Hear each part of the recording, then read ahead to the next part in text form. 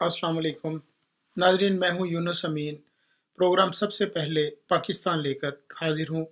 आज हम बहुत अहम और बहुत बड़ी खबर पे बात करेंगे और उसके असरात देखेंगे कि पाकिस्तान में आज जब इमरान खान हाई कोर्ट एक पेशी के सिलसिले में हाजिर हुए तो कमरा अदालत जाने से पहले बायोमेट्रिक्स रूम में उनको गिरफ्तार कर लिया गया। ये गिरफ्तारी कमरा अदालत में तो नहीं हुई, लेकिन अदालत के प्रेमिसेस में हुई और रेंजर्स ने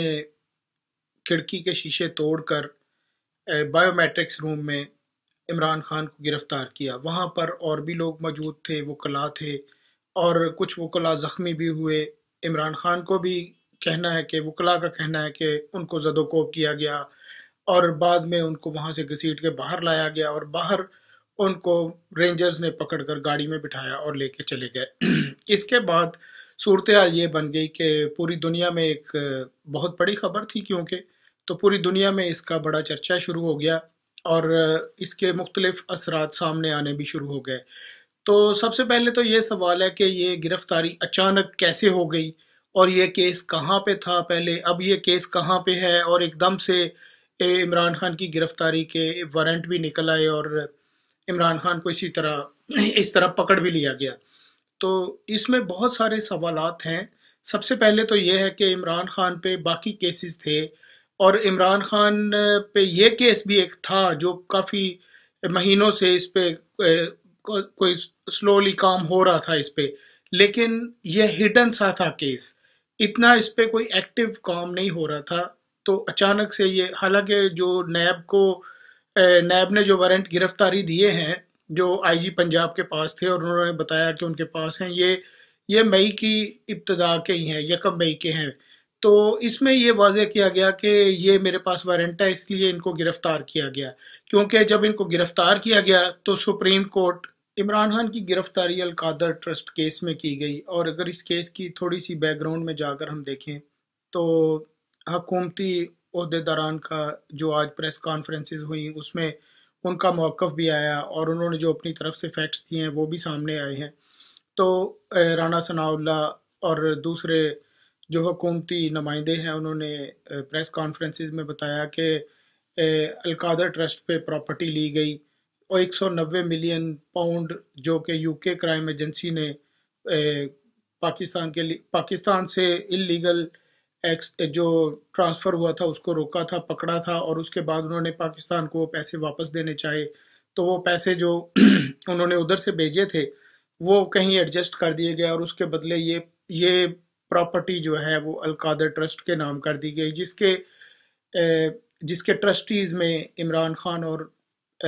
उनकी अहलिया का नाम आता है। बहरहाल ये केस पहले से चल तो रहा था लेकिन खामोश था, इतनी ज़्यादा इस पे जो है ना कार्रवाई नहीं हो रही थी, इतनी ज़्यादा उसकी पैरवी भी नहीं की जा रही थी। लेकिन कहने वालों का ये भी एक पॉइंट है कि वो कहते हैं कि जी इसके पीछे कुछ और भी हैं ऐसे अनासर, कुछ और वाक़यात भी हैं जिसकी वजह से ये सारा वाक़या हुआ है। पाकिस्तान की सियासत अब कैसे मोड़ पे जाके खड़ी हो गई है कि जहाँ पर पहले बहुत सारे ऐसे जो बातें कभी सुनने को नहीं मिलती थी आजकल वो हो रही हैं। तो इस वक्त पहले ही हमारी लड़ाई चल रही थी, पार्लियामेंट और जुडिशरी की आपस में कोई किसी एक मरकज़ पे नहीं आ रहे थे और ऊपर से ये आज इमरान खान साहब की गिरफ्तारी के बाद अभी जो है पूरा मुल्क का निज़ाम जो है वो दरम बरम हो चुका है। तो बहरहाल ये एक तकलीफ दे खबर थी जिसमें पाकिस्तान के लिए एक और मनफी रास्ता खोला गया। इमरान खान को तिब्बी मुआयने के बाद नैब की कस्टडी में रखा गया है और कहना है कि आज रात को इमरान खान से सवाल जवाब किए जाएंगे और कल उनको अदालत में पेश किया जाएगा ताकि उनका जिस्मानी रिमांड लिया जा सके। बहरहाल ये सूरत हाल इस वक्त पाकिस्तान में है कि इमरान खान की गिरफ्तारी के बाद लोग सड़कों पे निकल आए हैं। अभी हम देख रहे थे कि लाहौर, फैसलाबाद, इस्लामाबाद, कराची, हत्ता के छोटे शहरों में भी लोग बाहर निकल आए हैं और उन्होंने आकर तोड़ फोड़ शुरू कर दी है, टायर जला रहे हैं और एहतजाज कर रहे हैं और उंगलियां जो इस्टेब्लिशमेंट पर ही उठ रही हैं। अवाम का कहना है, जो बाहर निकले हैं लोग, कि ये ادارے اس میں ملوث ہیں۔ گرفتاری کے بعد چیف جسٹس ہائی کورٹ نے بڑے سوالات کھڑے کر دیے کہ یہ سارا وقوع کیسے ہو گیا اور یہ عدالت کے پریمسز میں ہوا۔ اس پہ عدالت نے بہت سارے سوالات جو پوچھے ہیں اور اس میں یہ بھی کہا ہے کہ اگر اس میں ان کو پراپر جواب نہ ملا تو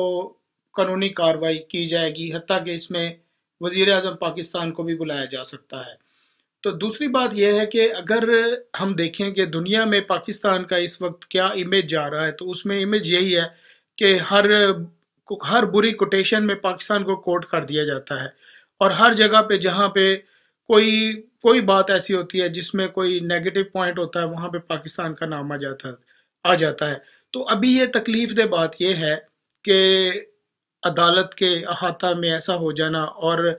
اور سابق وزیر اعظم اور ادھر وکلا جس طرح زخمی کیے گئے، زد و کوب کیا گیا، گھسیٹ کے لے کے گئے، یہ سارے سوالات جو ہیں یہ ہماری جو ہے اس وقت جو حالات ہیں پاکستان کے اس پہ بہت منفی اثرات لے کے آئیں گے۔ ابھی بلاول بھٹو کا حالیہ دورہ ہی دیکھ لیں،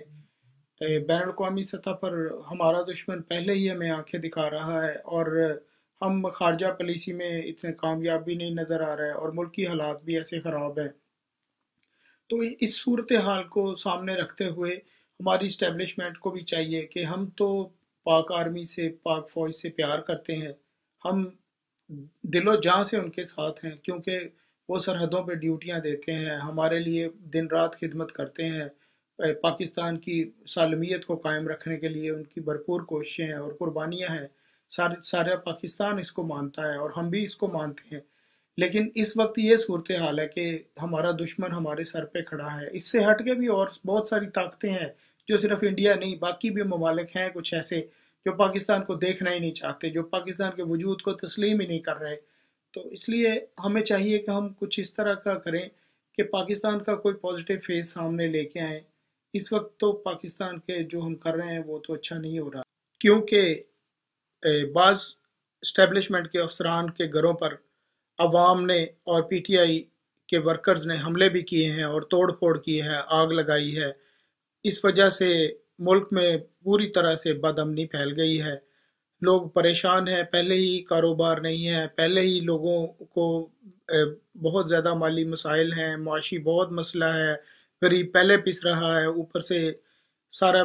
پورا ملک ابھی جام ہو گیا ہے، کیونکہ پی ٹی آئی کا اور تمام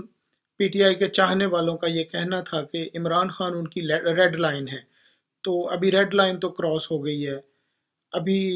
اس کے ریزلٹس آنے شروع ہو گئے ہیں، ابھی دیکھتے ہیں ابھی کیا ہوتا ہے اس میں۔ لیکن سب سے اہم چیز ہے جو ہمیں دیکھنی چاہیے کہ ہمیں پاکستان کا سوچنا ہے کہ پاکستان میں اس وقت حالات بڑے خراب ہو گئے ہیں،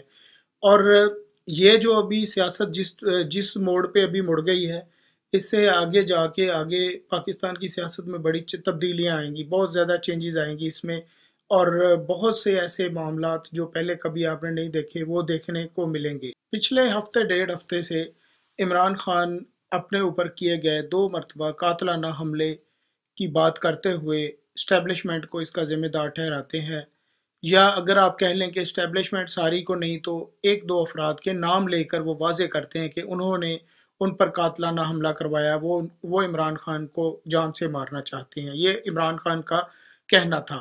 تو اس وجہ سے اسٹیبلشمنٹ اور دوسرے اداروں میں مختلف لوگوں کے مختلف رائے آئی کہ یہ ایک نفرت کا سما پیدا ہو رہا ہے، عمران خان کے اس بیان سے یہ جو ہے عوام میں، قوم میں ایک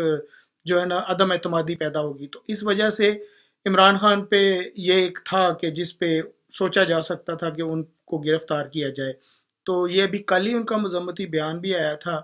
کہ عمران خان کا یہ بیان جو ہے قوم کے لیے اچھا نہیں ہے، تو آج ان کی گرفتاری ہو گئی۔ تو بعض لوگوں کا کہنا ہے کہ یہ کل والے مذمتی بیان کے بعد یہ عمل ہے، اس کا رد عمل ہے، جو عمران خان نے بیان دیا تھا یہ اس کا رد عمل ہے۔ اور جہاں تک اس کے اثرات کی بات ہے تو میں نہیں سمجھتا کہ صرف ملکی طور پر اس کے اثرات ہوں گے، جیسے توڑ پھوڑ ہو رہی ہے، جیسے بد امنی ہے ملک میں، اس کے بین الاقوامی اثرات بھی ہیں۔ اور عمران خان کو خود بھی دنیا باہر مانتی ہے، بہت سارے لوگ اس کو پسند کرتے ہیں کیونکہ عمران خان نے ایک بھرپور زندگی گزاری ہوئی ہے، تو بہرحال یہ ایک کوئی سافٹ امیج پاکستان کا باہر نہیں آیا، اس میں پھر یہ عدالت کے اندر جا کے اس طرح اور رینجرز کا اس طرح گرفتار کرنا، یہ کوئی اچھا کوئی صحت مند قدم نظر نہیں آتا۔ تو میں سمجھتا ہوں کہ اس کے لیے ہمیں جو ہے ابھی تیار رہنا چاہیے کہ پاکستان میں ابھی کیونکہ پہلے بھی حالات نہیں تھے، ابھی دیکھیں اس کے اثرات میں ہمیں ایک تو یہ بدامنی ہے، دوسری اسٹاک مارکیٹ ابھی اس میں مندی شروع ہو جائے گی، وہ گرنی شروع ہو جائے گی، کرنسی پہلے ہماری مضبوط نہیں ہے، ڈالر پر کہاں پہ پہنچ گیا ہے، اور پیٹرول کی قیمتیں جو ہیں وہ آسمان کو چھو رہی ہیں، لوگ مہنگائی میں مر رہے ہیں۔ تو آگے خوشحالی تو نظر نہیں آ رہی اس طرح کے حالات میں۔ تو اس میں ہمیں بیٹھ کر سنجیدگی سے سوچنے کی ضرورت ہے، ہمارے تمام اداروں کو بھی دیکھنا چاہیے کہ پاکستان اس وقت کہاں کھڑا ہے۔ دشمن پہلے ہی ہمیں باہر بیٹھا گھور رہا ہے اور پاکستان اس وقت مشکل حالات میں ہے۔ تو بہرحال ہماری دعا ہے کہ اللہ تعالیٰ پاکستان کے لیے آسانی پیدا کرے۔ انشاءاللہ آپ کے ساتھ پھر دوبارہ ملاقات ہوتی ہے بہت جلد، نئی خبروں کے ساتھ اور نئے تبصرے کے ساتھ۔ السلام علیکم۔